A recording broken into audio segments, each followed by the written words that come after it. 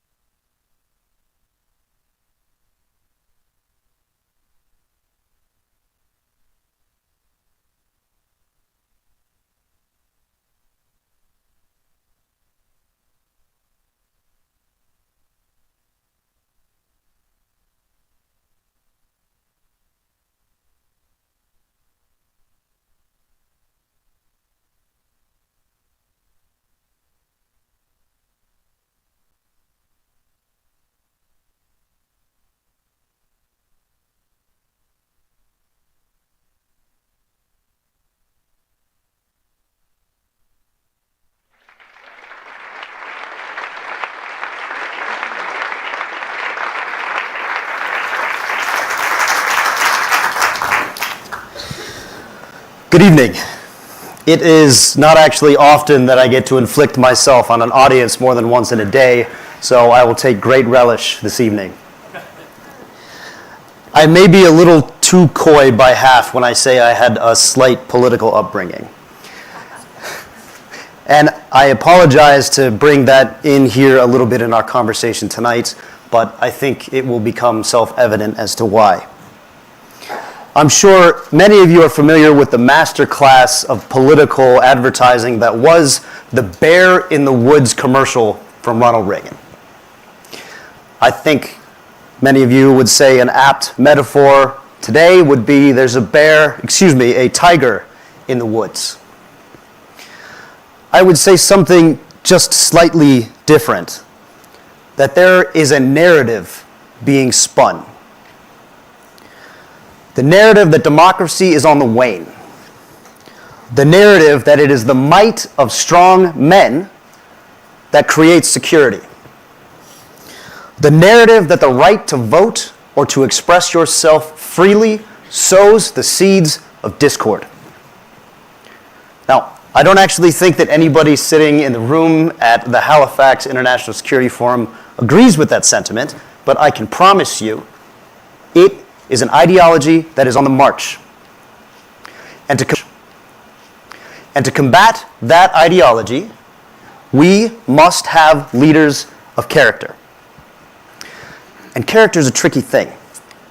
I'm sure that many of you are familiar with the phrase as a descriptor for character that it is doing the right thing when no one is looking. I hate that definition.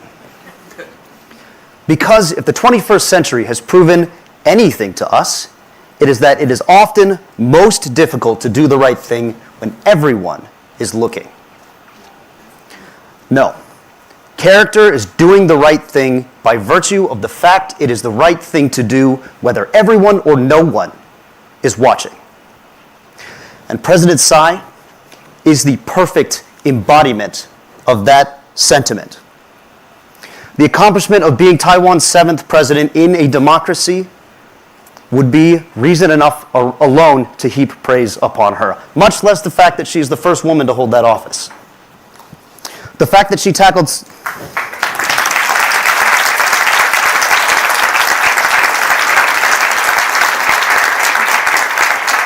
There'll be more of those, don't worry. The fact that she tackled some of the most challenging internal problems in Taiwan head-on would be enough for praise. The fact that she revivified Taiwanese diplomacy in the world would be enough reason to heap praise upon her. But that is not why she is here today. She is here because in a world where authoritarians are emboldened, she stood firm under withering pressure. She personified the democratic spirit in a region where it is literally dangerous to do so. In a world of equivocation, she was the avatar of character when everyone and no one was watching. In a time of timidity, she stood as the embodiment of bravery, breaking the authoritarian narrative. In true John McCain fashion, she fought for a cause greater than her self-interest and elevated the cause of humanity in Taiwan.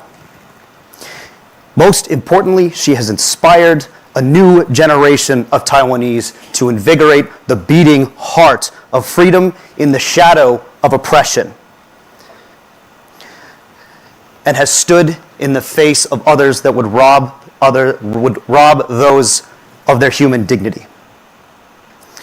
So before she comes up, I will leave you with President Tsai in her own words. Democracy is not an election. It is our daily life. President Tsai, thank you for being here in person. Thank you for giving me the honor of presenting you this award. And thank you for setting such a mighty example for all of us to follow. Thank you.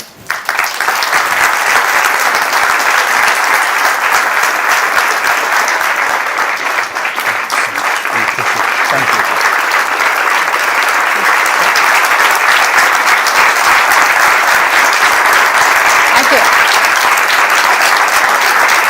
Thank you. Please be seated. Mr. McCain, you just gave a speech. I'm sure it's much better than the speech that I'm going to give.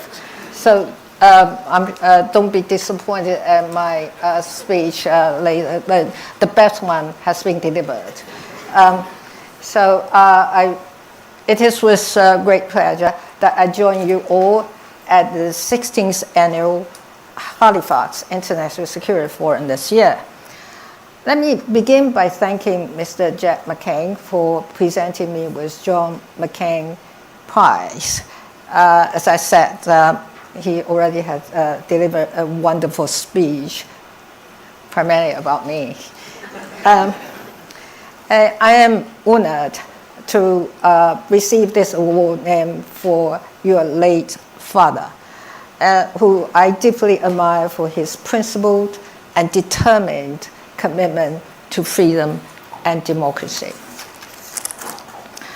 I also would like to thank Halifax International Security Forum President Peter Manprag for the invitation to take part in this year's forum.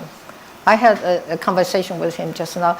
My senses, he seemed to be more nervous than I. For more than 15 years, this forum has brought together distinguished experts and officials to discuss the more pressing global issues. This forum also offers a very necessary platform for democracies and their leaders to strategize on how to better collaborate and support one another to prepare for the future. So I am grateful to be among you all at this critical time and to take part in this important discussion. We're now at one of the most consequential times in history. At this moment, democracies and rule-based world order are facing some of their greatest challenges. And one of these challenges is adapting to the fast-changing global landscape. We overcame the COVID-19 pandemic, but this epidemic brought fundamental changes to the world. Changes in how we communicate and even the way we work and have meetings. It also caused a serious economic downturn. Factories, manufacturers, and the service and travel industry were greatly affected, and some are still in recovery. We're also experiencing what experts call the super year of elections. Half of the world's population in 72 countries have been going to the polls to elect their leaders.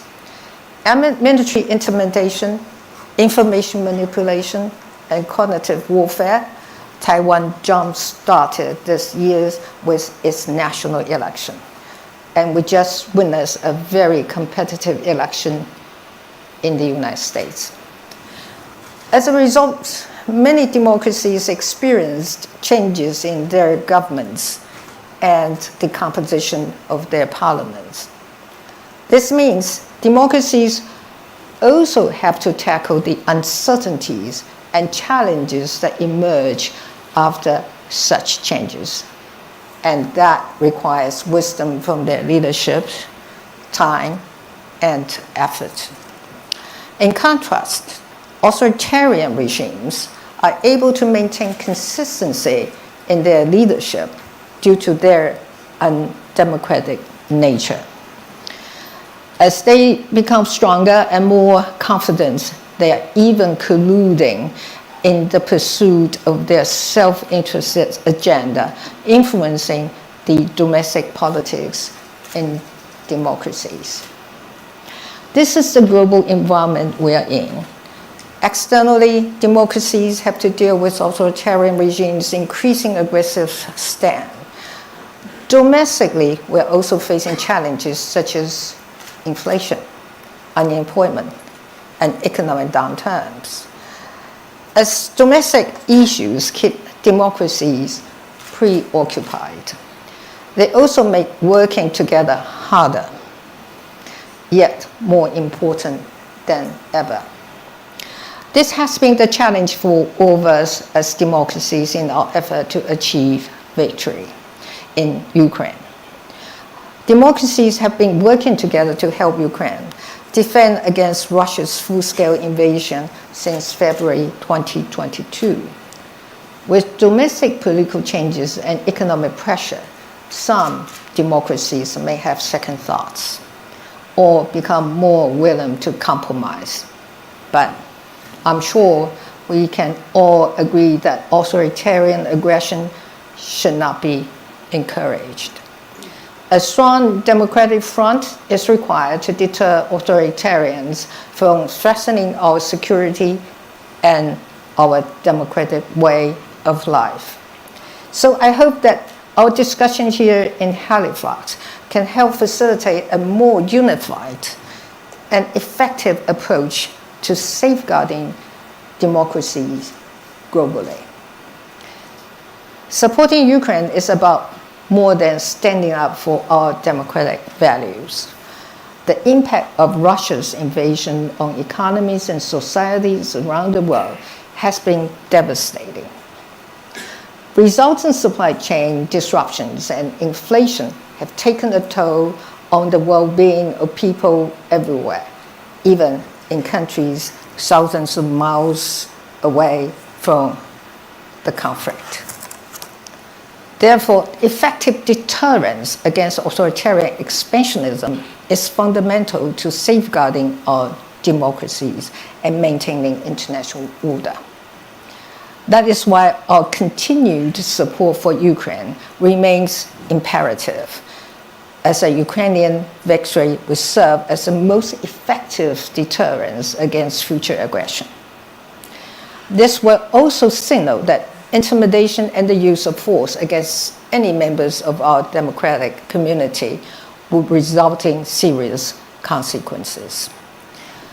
The Ukrainian case awoke democracies to the fact that our adversaries have no reservation about boosting their military arsenals. And they have been relentless in exerting ever greater pressure on us, including through the increasing use of gray zone activities. Therefore, having a strong national defense against authoritarian imposition is not only essential, but urgent.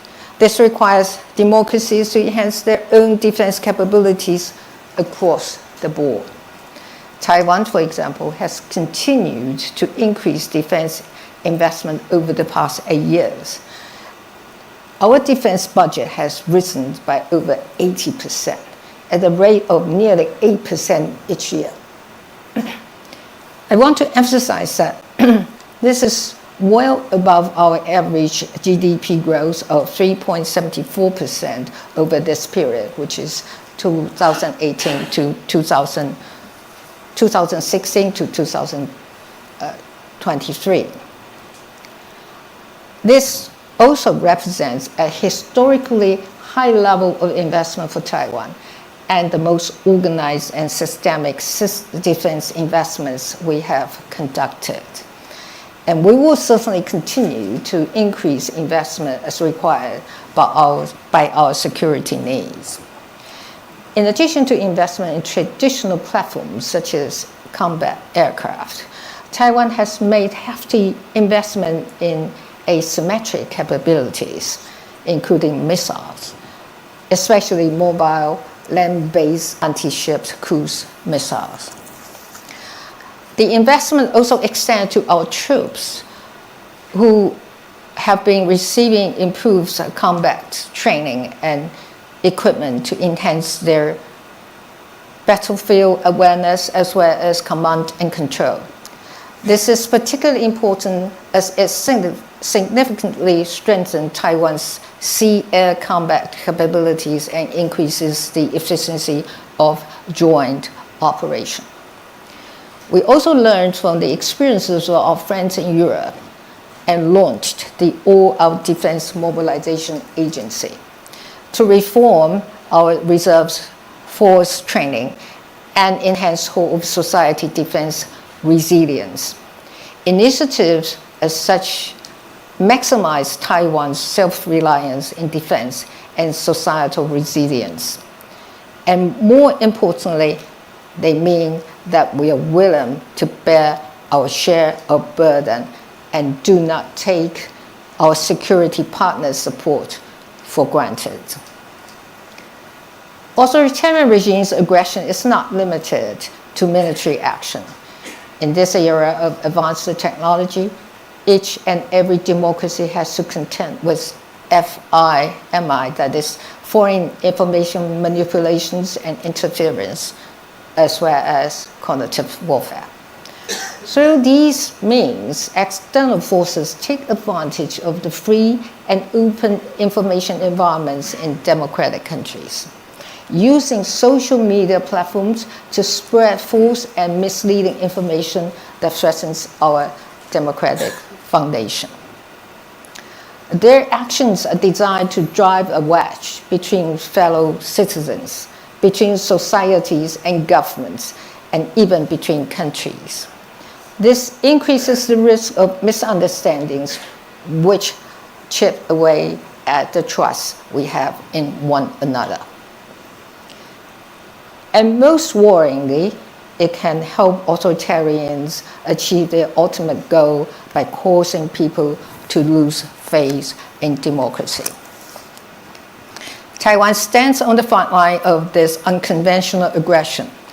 To manage the risk of cognitive warfare, we are enhancing government strategic communications and information resilience across our society.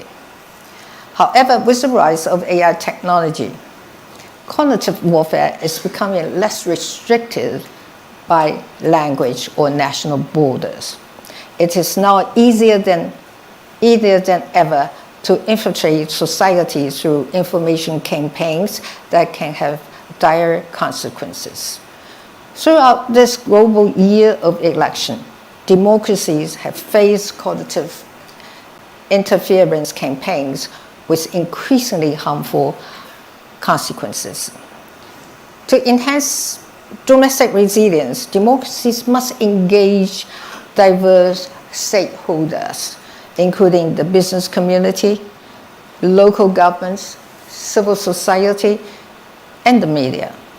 It is through collaboration and information sharing that we can build a fortress against authoritarian intrusion.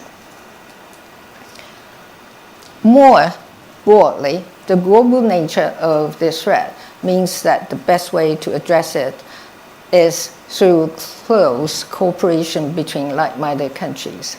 I believe that if we all come together, our collective response will make our democratic system even stronger and more appealing, while overcoming authoritarians' attempt to expand their influences.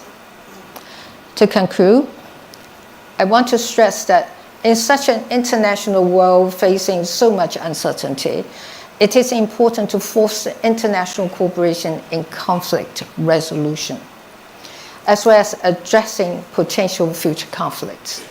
To accomplish this, we need more cooperation among democracies, and we need to be more unified than authoritarians.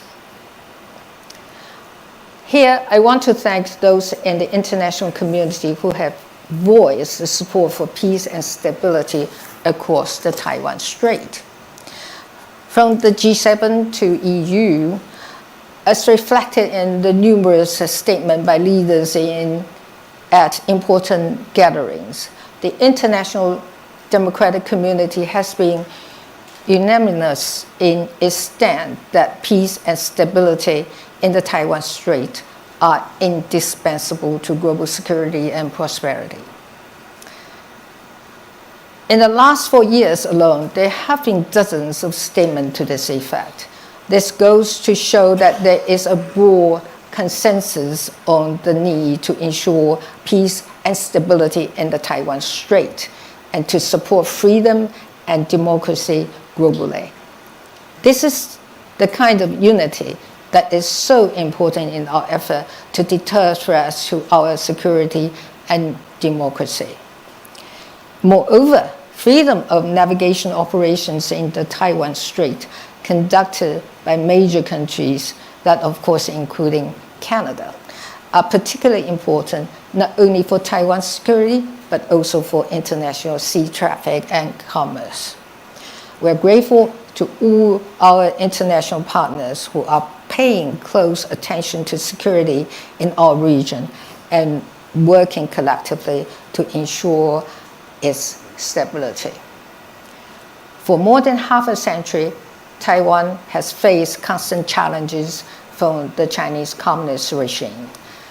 However, decades of intimidation and dealing with the changing international environment have made Taiwan society and its leaders resilient and pragmatic.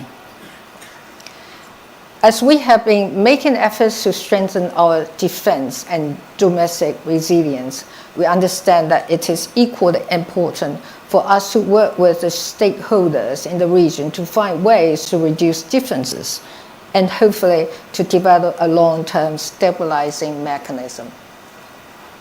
Taiwan looks forward to being joined by those who share the same desire and value in this important endeavor. And I am so pleased that the Halifax International Security Forum is planning to hold its first event in Taiwan next February.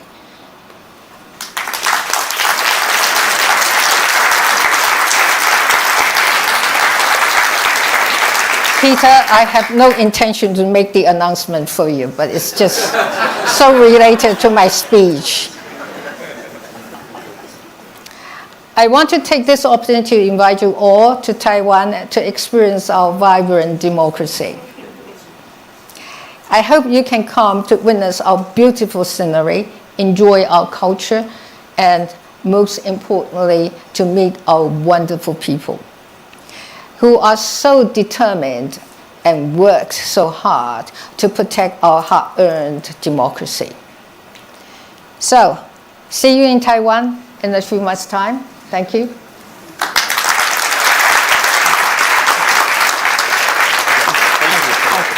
Thank you. Thank you.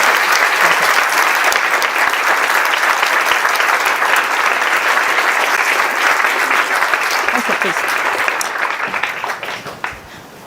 Have I answered all the questions you might ask? You are among friends, I think, Dr. Tsai, and thank you so much for your words. And thank you, Jack, for that wonderful introduction, and thank you for being here and accepting this award. My name is Nick Schifrin. I'm the Foreign Affairs Correspondent for PBS NewsHour based in Washington.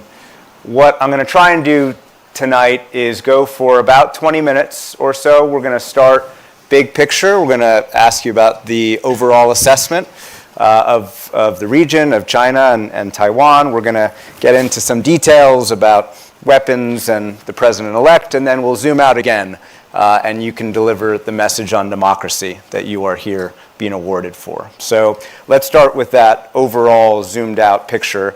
How do you assess the threat of China's increasing aggressiveness and coerciveness, and what timeline do you believe Xi Jinping is on?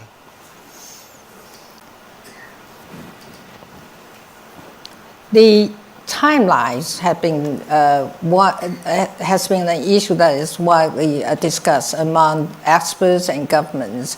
We have all sorts of timelines. The shortest one, the most recent one, will probably be 2027, and nobody would guarantee that there will be something that happened by then. But there are others who may have a longer time frame for the possible happening of a conflict. But we can, as leaders, or we just cannot guess, and we have to get ourselves prepared. So we are, when we're facing with issue like this, we're using several timelines to make our preparation in stages. So this is what we're doing now, and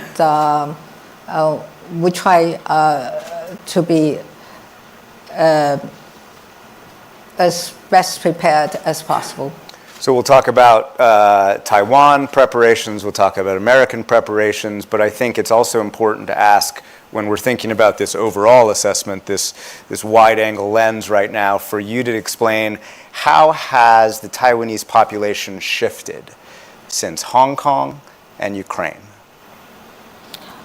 Well, I think the Hong Kong situation, especially in the year, it was 2019, the event there has reminded the Taiwanese that, we just cannot be too optimistic about people that may have an intention to take over Taiwan. So, and the Ukrainian case is another one, and it's another reminder to the Taiwanese people that we should get ourselves prepared if we think that our democracy and freedom are something that we need to do things to protect. So I think, unfortunately, or fortunately, the happening of these two events serves as a tiny reminder to the Lebanese people that democracy of ours requires a lot of efforts by the society and people as a whole. So I think that's a great wide-angle lens view of the situation. Let's go zoom in, and let's start with Ukraine. You talked tonight, you've said repeatedly that the U.S. must support Ukraine until the very end. If the next Trump administration were to stop supporting Ukraine, and or if Ukraine were forced to accept some kind of peace in which it had to give up territory, what would be the impact in Beijing and Taipei? As I said in my speech just now, essentially I'm trying to say is authoritarians should not be encouraged. They should be deterred. So I hope in the future, when we're looking for resolution of the current conflict in Ukraine, I hope people will bear in mind that democracy and freedom and sovereignty of the Ukrainian people should be respected.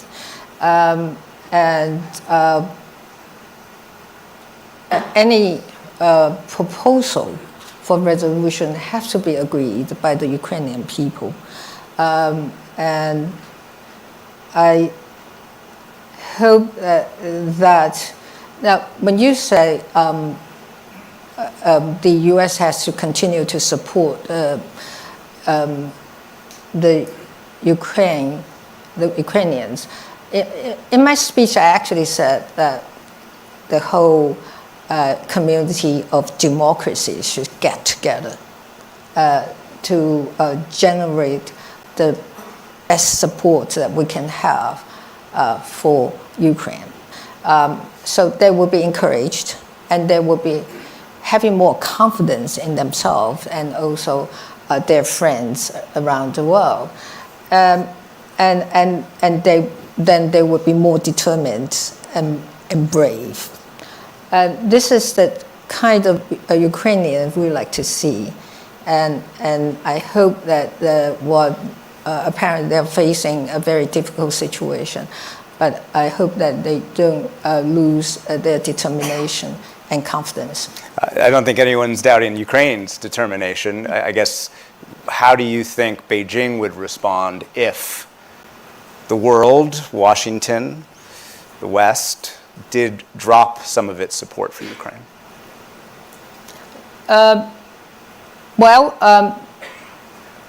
course, people would argue that this was, if too much compromise is made in the case of Ukraine, I'm sure people would tend to think that the potential aggressors would be encouraged. So that is why I said in my speech just now, a victory in Ukraine would serve as the best deterrence for possible future conflicts. Admiral Paparo, who has been here at this conference, said this week something that the United States has not said in the past. He acknowledged that the Patriots, the air-to-air missiles that are being sent to Ukraine, some of which actually are being used in Israel as well, the fact that those are going to Ukraine are, quote, eating into stocks. It imposes costs on the readiness of America to respond in the Indo-Pacific. Do you fear at all that the defense of Taiwan is being disadvantaged by U.S. efforts in Ukraine and the Middle East? Well, the U.S.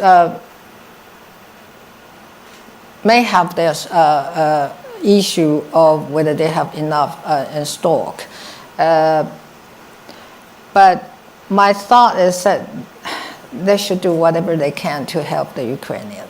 we still have time to prepare for ourselves with the rest of the world. So it's important that the United States continue these weapons to Ukraine, even if, as Admiral Paparo admitted, there might be a little less As I readiness. said, we still have time.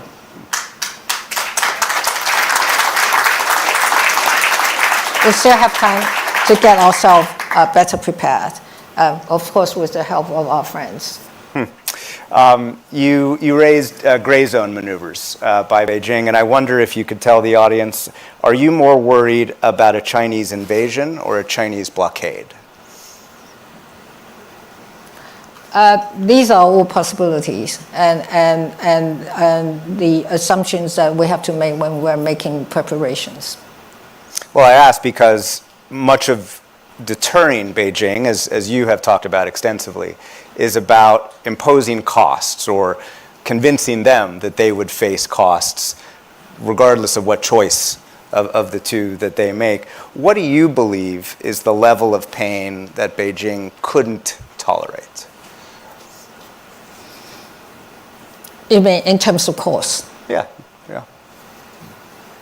Well, I think Beijing has its own calculation of cost. And when we are talking about cost, you have monetary costs, you have political costs, you have all sorts of costs. Now, in the minds of the politicians, the calculation is always a very complicated one. And it's not only in financial terms. There are other things like political costs and others to consider. And they may have different priorities. You're using plural. I think the focus would be on one man, Xi Jinping, and his assessment of cost. Do you care to share your assessment on what he might consider too costly? Well, I think Xi Jinping has a very complicated and challenging agenda himself. So my advice is that he probably will spend more time on his domestic challenges first. We, in terms of imposing costs, of course, one of them is military and readiness of both the United States and Taiwan. So let's talk about Taiwan's readiness. You talked about the 80% increase in the defense budget, 8% each year, big ticket items, but crucially from Taiwan's perspective and Washington's perspective, asymmetric capabilities. Can you tell us whether Taiwan plans a big purchase of weapons in the near future, Patriots, Stingers, perhaps even F-35s, and do you think Taiwan will or should wait until the inauguration to make that purchase? Until the inauguration? Until Donald Trump becomes president again.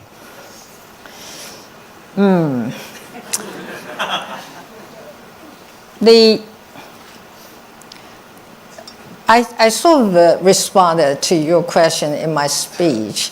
I said we will continue our investment, continue to invest in our defense as required by our security needs. Yes. So that means that you do need to have a constant assessment of what your security needs are. And then you make a decision as to what sort of weaponry, to what extent, or in what sort of volumes that you need to purchase. And what is most important is that whether you would find someone who is so willingly to provide that weaponry to you. And in the case of Taiwan, we seem to be a very sensitive buyer, and some people may have some hesitation or have to think twice before they agree to sell those weaponries. And the United States seems to be a more generous one. Again, we do have money to spend, but we have to spend the money wisely. So it's a continuing assessment with our security partners as to what is needed. And then we will, try to get ourselves equipped with these things that we need to defend ourselves. Monetary costs, given the situation of Taiwan, I think we probably can afford it. You can afford a big purchase. Not necessarily big, I mean necessary purchases. President-elect Trump has said quite a few things about Taiwan. I won't repeat all of them because I want to focus on one substantive one that he said to the Washington Post. He said Taiwan needed to boost GDP spending on defense to 10%. Do you think Taiwan should and can it? Well, if our security assessment tells us that we have to increase, then we will increase. But we would have some difficulty of accepting an arbitrary figure. Is there there's a lot of obvious follow-ups there, but I'm not is there a figure that this you is think an arbitrary figure? I'm not hinting that. It has to be backed by a very careful calculation of what we need. And do you think there is that calculation in terms of a number? I mean, is there? We haven't done a careful calculation yet. Let me ask about a trend that we see from the United States across the Trump and Biden administrations. Unprecedented steps to support Taiwan. Some of them private, but others in public. And I wonder if you believe there should be any limits on how much support the U.S. shows publicly in order to avoid a response from Beijing. Is there a point where essentially American love, public American love, might become dangerous or excessive?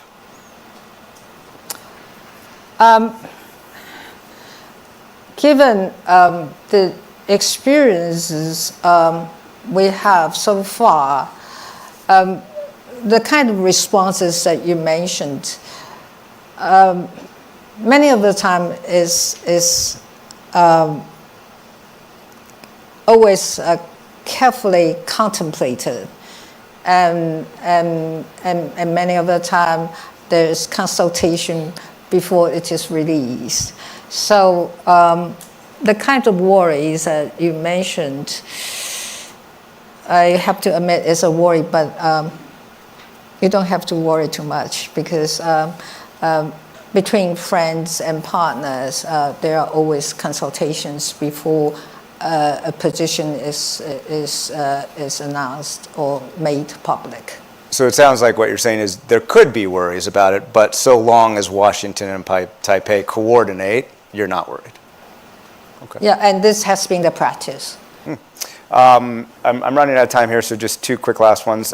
There's a conventional wisdom that a slowdown in China's economy is a good thing when it comes to Taiwan's security, because it likely delays any military action against Taiwan.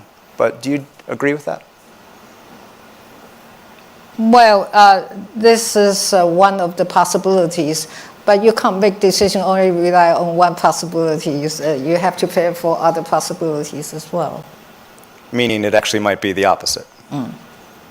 That a downturn in China could actually accelerate it. Yes, a leader has to prepare all the contingencies and make plans to deal with all sorts of possibilities.